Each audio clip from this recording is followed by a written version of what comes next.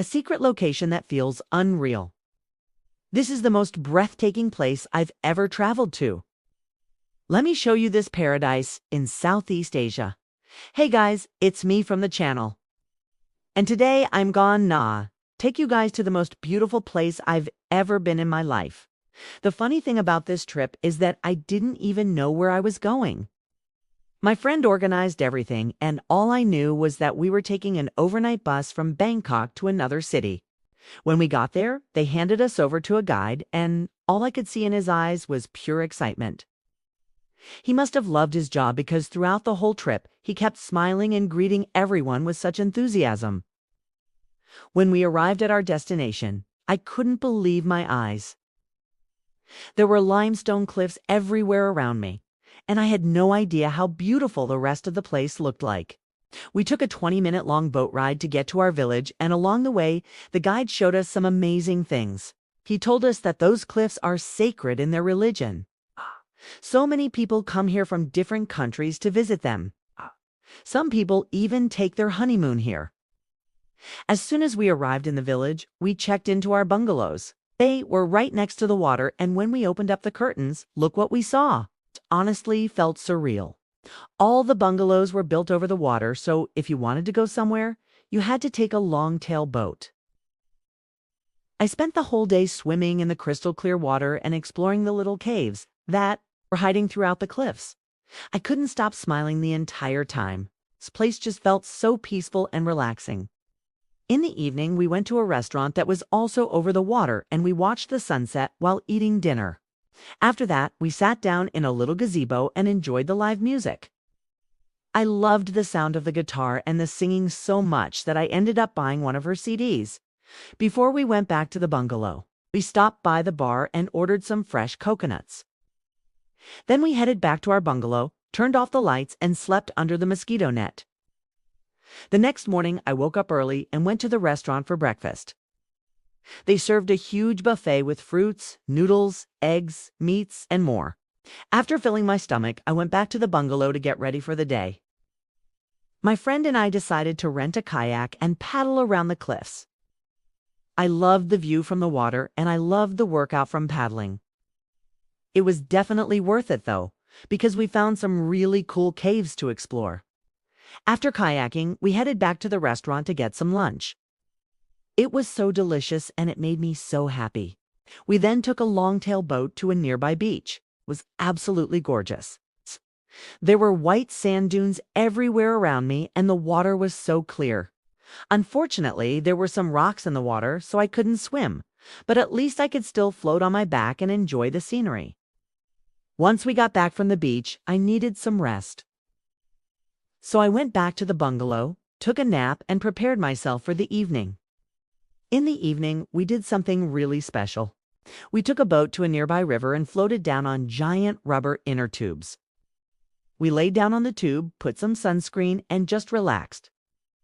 The water was freezing cold, but it felt so good after being in the sun all day. As we floated, we passed by caves and jungle markets. It was a nice change from being on the ocean all day. We left the tubes and continued our journey on a bamboo raft. We rode this for about 30 minutes until we finally reached our destination. The floating village consisted of houses built on stilts above the water. I thought this was the coolest thing ever. We walked through the village and stopped by one of the houses. The owner gave us some tea and showed us around her house. She explained how she and her family lived on the water and how they used the river to make money. It was interesting to hear about their lifestyle. After saying goodbye, we got back onto the raft and headed back to the restaurant. Once we got there, we went straight to the bar and ordered some ice-cold beer. It was so good. We then sat down to eat dinner. I ate so much during this trip because the food just tasted so good. After dinner, we went back to our bungalow again and slept early. The next day, we unfortunately had to check out. But before that, we got some breakfast and went back to the beach. I loved this beach so much that I had to go back. Spent the whole morning swimming, sunbathing, and reading my book. After that, we packed up and left the paradise. I know this sounds like a perfect place, and it almost is. I just have two complaints. First of all, there were a lot of mosquitoes there. So if you're planning on visiting this place, bring some bug spray. Secondly, there were a lot of stairs in the bungalow. If you're not good with heights or climbing up and down stairs, then this might not be the best place for you. Other than that, I loved every single minute of being there. When I tell people that I visited a floating village in a cave paradise, their jaws drop. They always ask me where exactly in Southeast Asia this place is. Unfortunately, I can't tell you that. That's because I promised my friend I wouldn't reveal the location. And besides, if too many tourists show up, the government will shut down the area. So it's better to keep this place a secret. Some of you might recognize the location from the movie Into the Cliff. It's been a while since I watched that movie, but now I remember why I fell in love with it. The cliffs and the ocean just look magical together. While researching this place, I found out that it's actually part of a UNESCO World Heritage Site. Only a few places in the world have this title. It means that the place is very unique and special. So I feel honored that I got to visit this place. I really hope that one day you get the chance to visit this place as well. Imagine waking up in your bungalow, drinking your coffee while looking at the ocean, swimming all day, watching the sunset, having dinner, listening to music, and then sleeping early in your mosquito net. It doesn't get much better than this.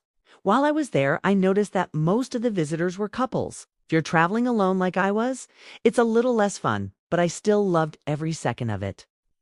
I hope that you'll get the chance to experience this yourself one day. Now it's time to answer some of the questions you guys had about this place. Someone asked, how do you get there? Well, first you have to take an overnight bus to the city near the cliffs. From there, someone will pick you up and take you to the village. Most people stay in a hotel in the city, but if you want, you can camp out on the beach. Next question, how much does it cost? Well, it depends on where you're coming from and where you're staying. For me, it was about $30, including transportation and activities. Someone asked, is it dangerous? Well, I don't think so. Just make sure you don't fall off your bungalow. I almost did that a couple of times. Another question was, should I bring a drone? I actually saw a lot of drones there. So I would say yes, you'll get great footage there. So if you're looking for an authentic and unforgettable adventure in Thailand, then add Khao Sok National Park to your list. Just a stone's throw away from Bangkok lies the Erawan National Park, a hidden gem that's off the beaten tourist trail. This park is home to 7 distinct waterfalls, each more spectacular than the last. The park's main attraction is the 7-tiered Erawan Falls, which cascades down a cliff face amidst a lush green forest. Visitors can take a dip in the fall's natural pools and admire the surrounding beauty, but the park has much more to offer. There are numerous caves to explore, each with its own unique formations and stalactites. One of the most impressive is the Pra Khao Cave, which features a massive stalagmite that resembles a sacred white elephant. If you're feeling adventurous, you can also try rock climbing or mountain biking in the park. The park's diverse ecosystem is home to a wide variety of plants and animals, including butterflies, monkeys, and lizards. Birdwatchers will also delight in the park's many feathered residents, including hornbills, kingfishers, and woodpeckers. Our next stop takes us to the Philippines, where we'll explore the majestic Chocolate Hills in Bohol. This geological wonder consists of over 200 limestone formations that rise up from the ground like giant chess pieces. During the dry season, the hills turn brown, giving them a chocolatey hue, hence their name. But the real magic happens during the rainy season when the landscape transforms into a lush green paradise. Visitors can explore the hills by hiking or biking or take a zipline adventure for an adrenaline rush. But that's not all. The Chocolate Hills are also home to a variety of caves, some of which feature fascinating formations and ancient artifacts. For a truly unforgettable experience, why not stay overnight in one of the caves and marvel at the starry sky? So, if you're looking for a unique and unforgettable adventure in the Philippines, then don't miss the Chocolate Hills. Next up, we travel to the stunning island of Palawan in the Philippines, where you'll find the hidden gem of Kayangan Lake. This pristine lake is located deep within the Palawan National Park and can only be accessed by a short hike through the jungle. But the effort is well worth it, as the lake's crystal clear waters and surrounding limestone cliffs create a truly breathtaking sight. Visitors can swim in the lake, go kayaking, or simply relax and soak up the stunning views. Kiangan Lake is also home to a variety of fish and other aquatic creatures, making it a great spot for snorkeling or scuba diving. And don't forget to keep an eye out for the local wildlife, including monkeys, lizards, and various species of birds. If you're feeling adventurous, you can also try rock climbing or spelunking in the nearby caves. And our final destination is the mesmerizing Banteay Shrine in Cambodia. This temple is a true hidden gem, tucked away in the jungle and away from the bustling crowds of Angkor Wat, built in the 10th century.